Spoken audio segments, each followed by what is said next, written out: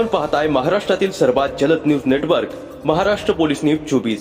Breaking news. Sahastrakund धबधबा परिसरात पोत्यात बांधलेल्या अवस्थेत आढळला सडलेला मृतदेह। नमस्कार, आपण पाहताय महाराष्ट्र पोलीस न्यूज 24।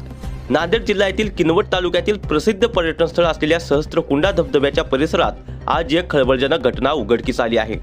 पैनगंगा नदीवर असलेल्या कोल्हापुरी बंधाऱ्यावर पाण्यावर तरंगणाऱ्या नॉयलांच्या पोत्यात बांधलेला एका अज्ञात व्यक्तीचा मृतदेह आढळून आला। प्राथमिक अंदाजानुसार सदर मृतदेह सुमारे 10 ते 12 दिवस जुना असल्याचे सांगण्यात येत आहे।